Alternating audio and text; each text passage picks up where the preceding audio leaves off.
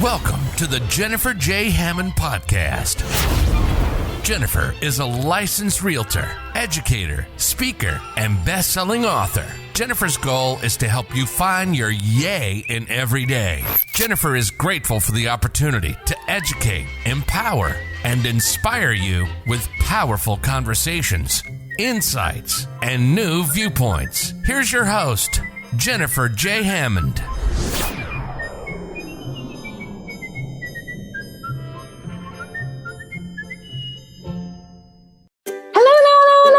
This is Jennifer Hammond, and I'm so excited. I love when I can bring you all sorts of good ideas about real estate investing specifically. And today's topic, we're going to talk about how can you teach a teenager to be successful in real estate investing? Again, we use that OPM, other people's money. We learn, and also we're going to use other people's knowledge. So my guest today, I love Jamel Gibbs. Jamel is so much fun, and he's so passionate about teaching people. He has an entire academy where he helps teach people. So Jamel, welcome to the show.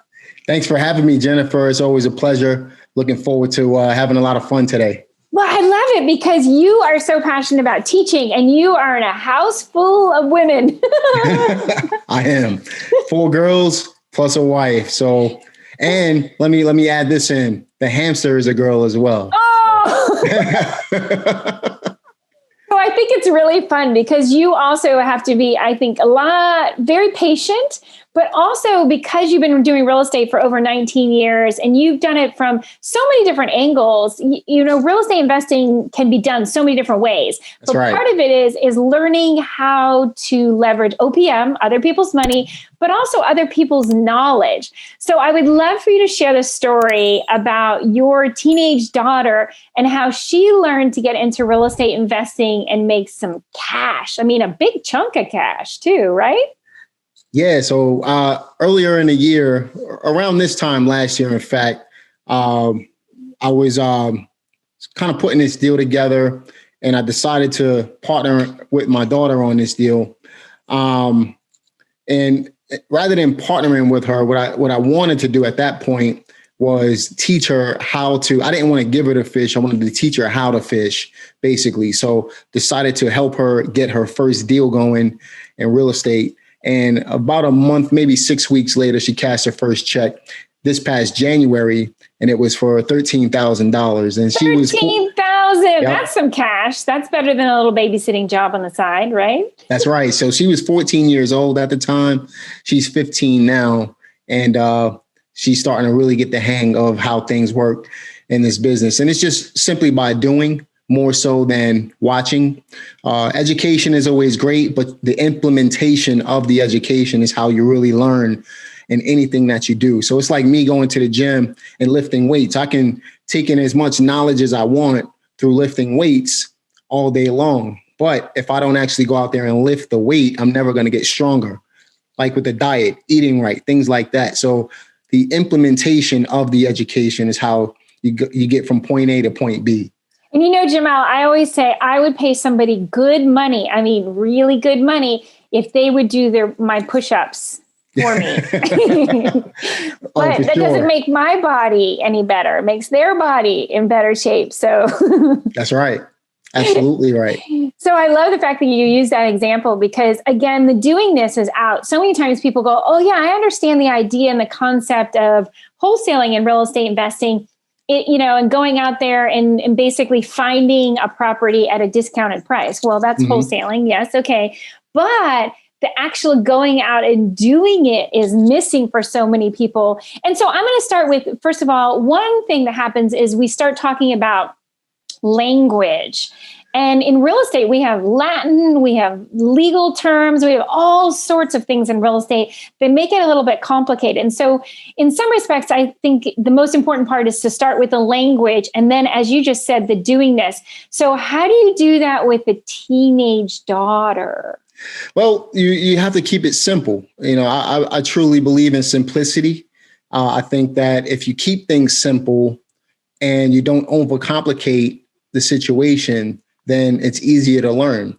I believe that, again, if I'm teaching and then I'm mentioning certain things, I have to explain what those things are. For example, ARV is a real estate investor's term.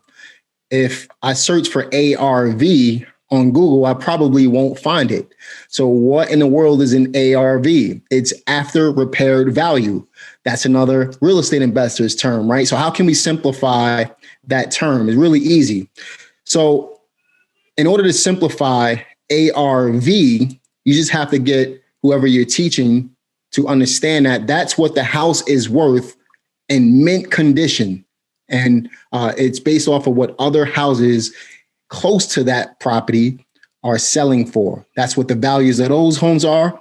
That's what the potential value of this house, the subject house, will be after the fact. If you bought the property in terrible shape, you were to fix the property up, chances are, if another house looks just like this one, your house will be worth about the same. So just to simplify that even further, basically, it's what the house would be worth once the property is fixed up. ARV, after repaired value. And I know part of what you do also is you do a great job on telling stories and sharing examples. So ARV, you could say, so when you're first looking at the house, sometimes people say it's ugly, or you could say that it's in need of repair. Right.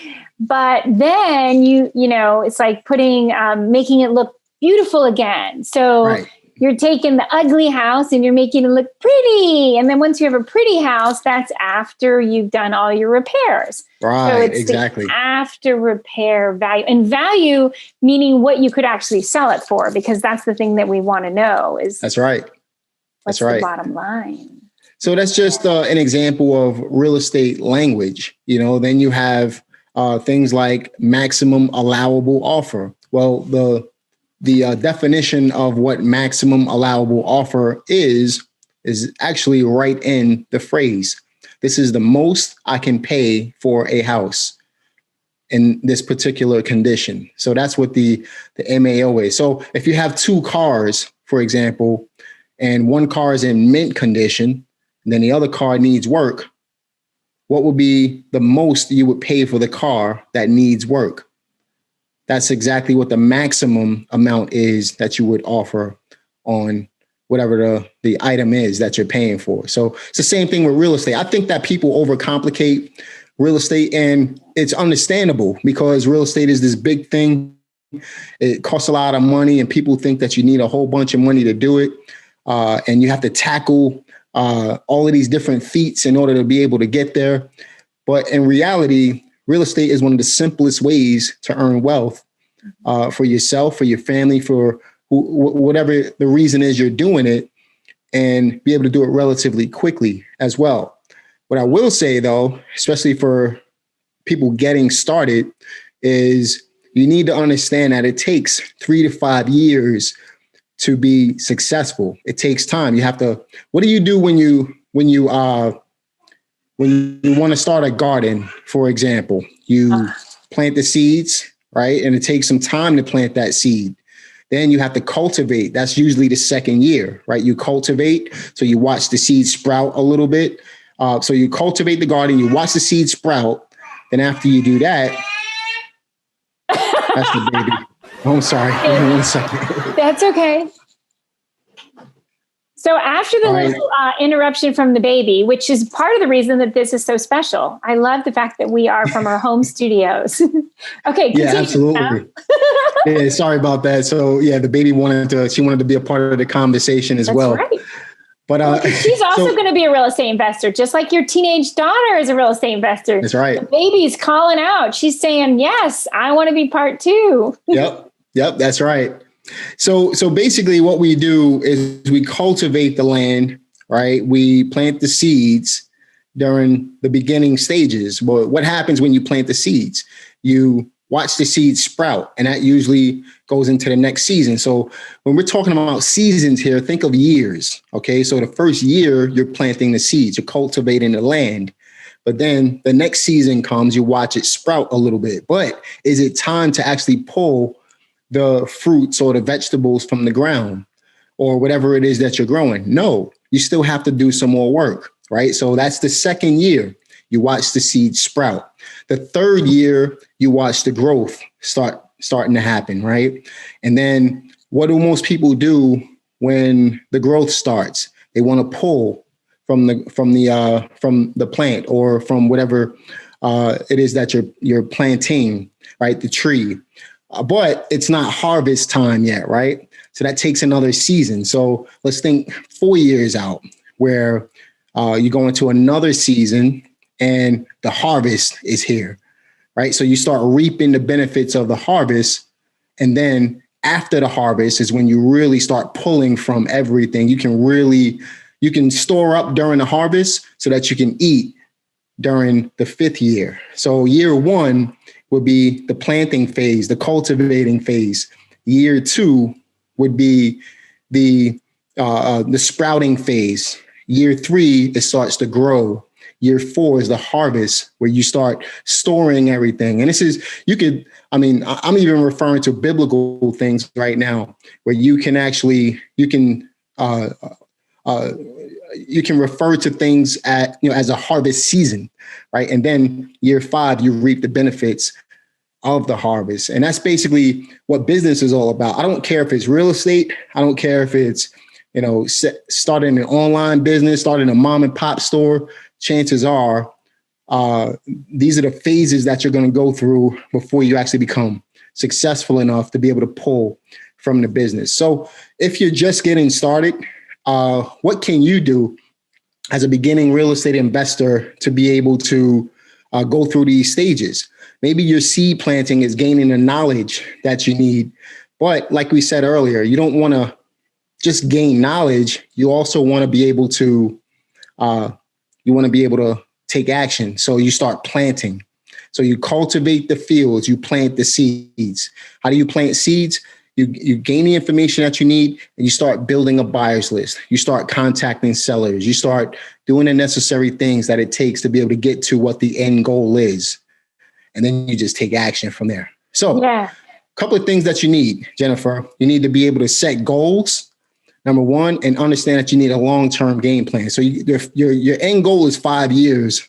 And let's talk about this with you and apply it to your teenage daughter. So, everything I hate to say for teenagers nowadays is so instant. And so that short attention span, it's an obstacle that needs to be overcome. So how did you help overcome that with your daughter?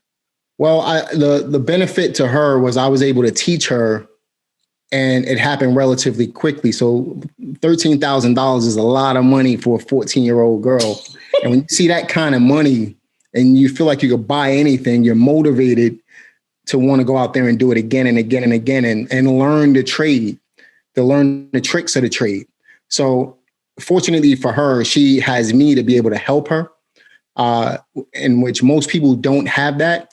But, this is where you can take in home study courses, and you can take in information through academies and stuff like that. Make sure you find the right people to learn from. Right. I think that's one of the keys, though, that you brought it up, and I just want to emphasize that it's so important that you find, like you were talking about year 1, year 2, and you're going through these different years. One of the things that I think is so powerful, like with her, what kind of gave her a faster track is because she had a mentor. Granted, it was daddy, but it still was a mentor who really cared about it. So, finding the education and also surrounding yourself, because sometimes a deal is better when shared.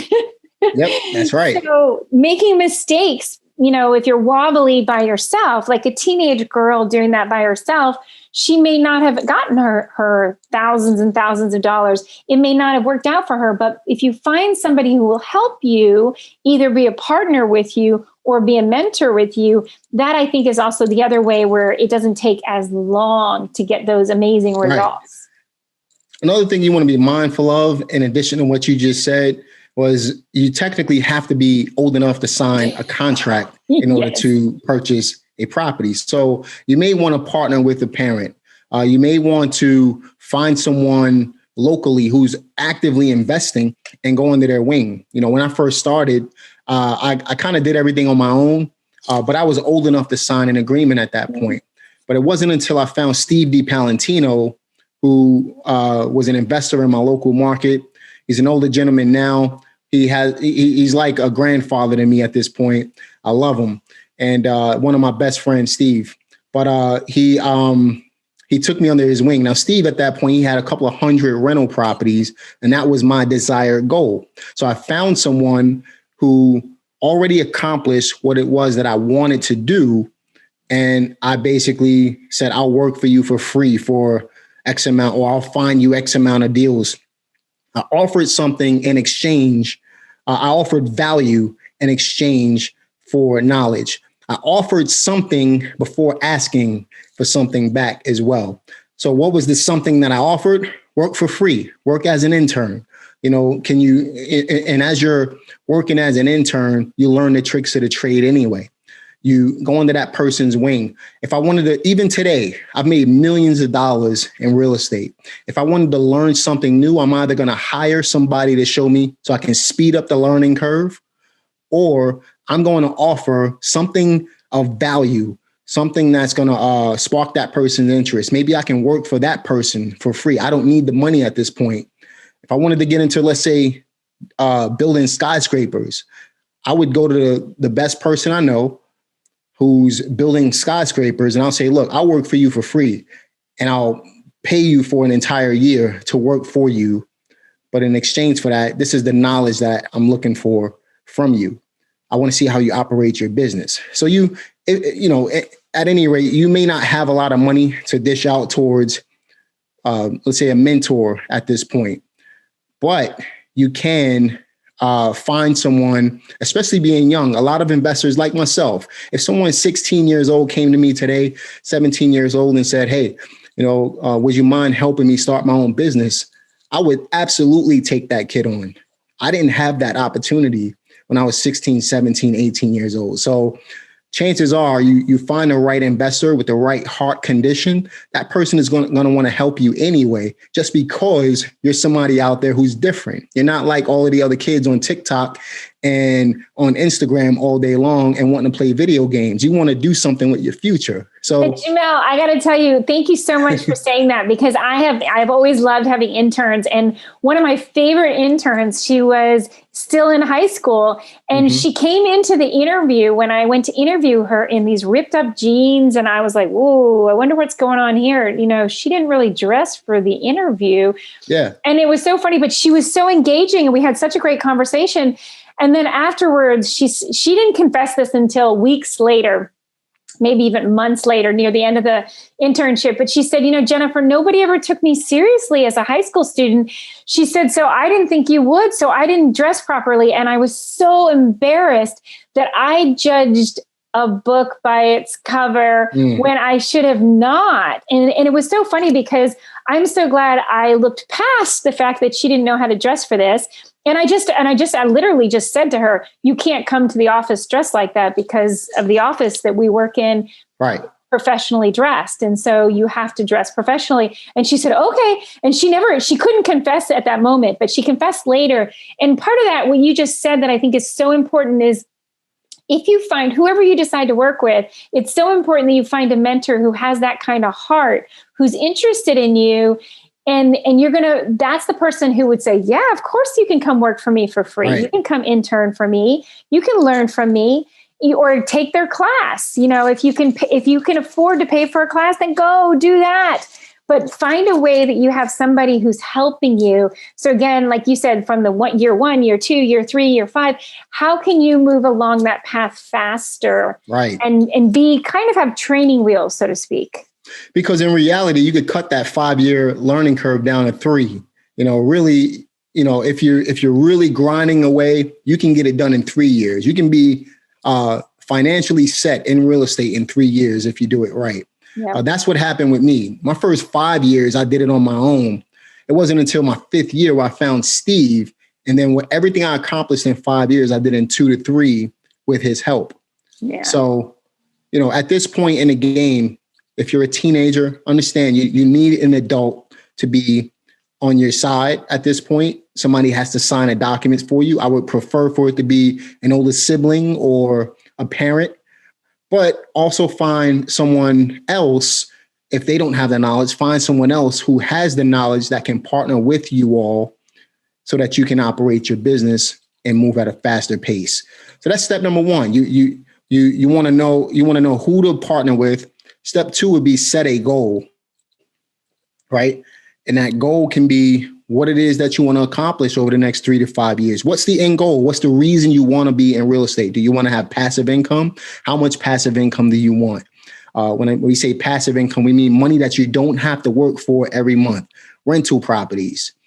Do you want to wholesale real estate? Do you want to rehab and get big chunks of cash?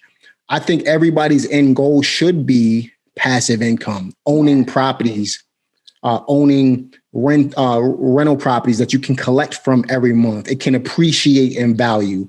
You can take the depreciation on your taxes. So many benefits to owning real estate. To me, that's the only way to really retire from real estate is to have passive income.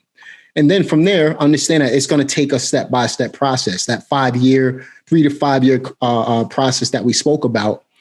And you're not looking for short-term gains. You're looking for long-term effects.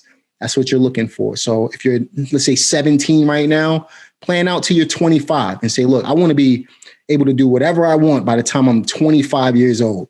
That's more than enough time to build a real business, to be able to live wealthy. Most people want to drive Lamborghinis, most young guys, because they see it on Instagram these days.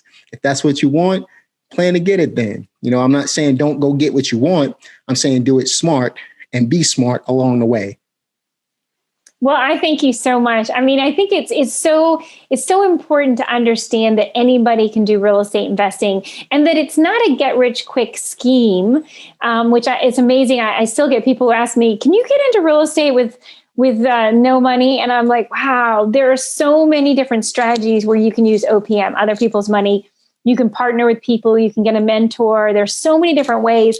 But I think right now, one of the things that I really want to highlight is that anybody can do it and you can change your life. If you're a veteran sitting at home right now, and unfortunately you have physical handicaps or whatever might be challenging you, anybody can do it.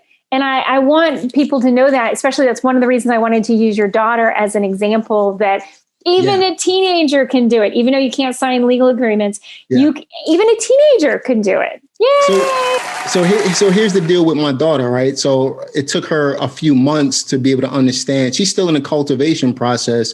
We're ending that process right now, right? So she's going to start seeing seeds planted. Now, granted, she saw a check relatively early, which she was able to take a piece of that profit and fund her business to speed up the process. So I'm guessing by the time she's 18 years old, she'll be set. She started at 14. 18, 19 years old, she's going to have a couple of properties paid off already. And that's what the end goal is for her. And that's the goal for all of my kids, to allow them to be able to obtain assets as soon as they become adults, but know how to use the assets wisely, because they're going to have to work for it rather than me giving it to them. Yeah. I'm giving them the knowledge. That's what I'm going to give to them. And that's the most important part, is you're teaching them to fish rather than just handing them a fish. And I think also that's one of the things that happens with kids, especially if they don't have to work for it. It always reminds me of that story of a butterfly.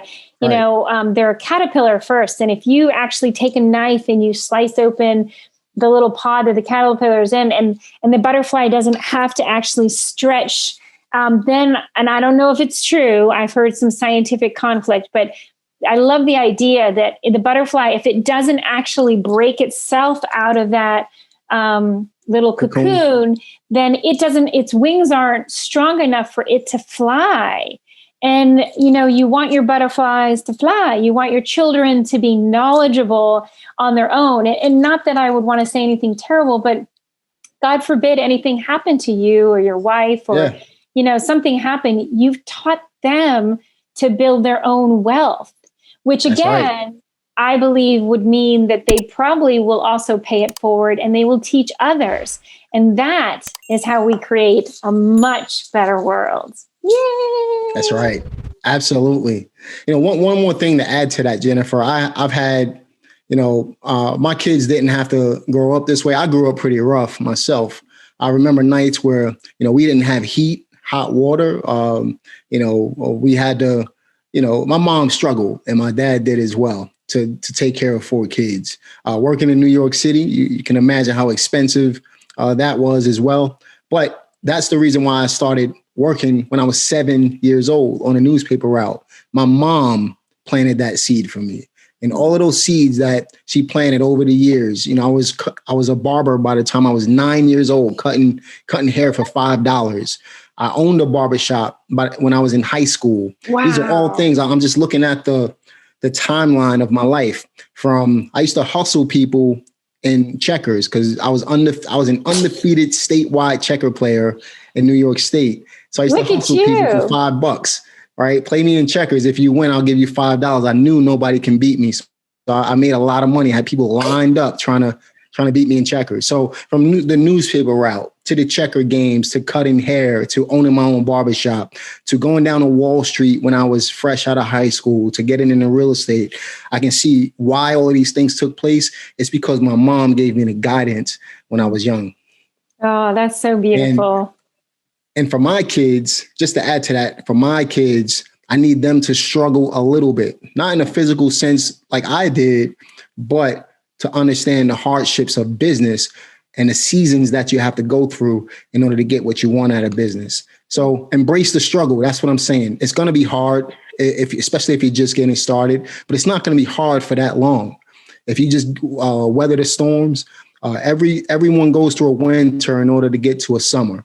So if you can get through the winter, get through the hard times, that summer is right around the corner and you'll be living it up with martinis and things like that. Well, I probably shouldn't say martinis, but you'll have where not as teenagers. Yeah. But I agree with you. The way out is the way through. And sometimes that means you're going to have to go through a winter, and we're all going to go through ups and downs in life. And I mean, I just think that that's so important. So, oh my gosh, Jamel, thank you for being here. And thanks for telling us the story of your daughter's first deal in real estate. And again, your principles as a father, as your baby little girl just decided to join the conversation with us today. That was a blessing. Yeah. Well, I appreciate you having me again, Jennifer. It's been it's always fun. Looking forward to doing this again. I can't wait. Anytime you need me, just, give me a shout. And vice versa. I just adore you. And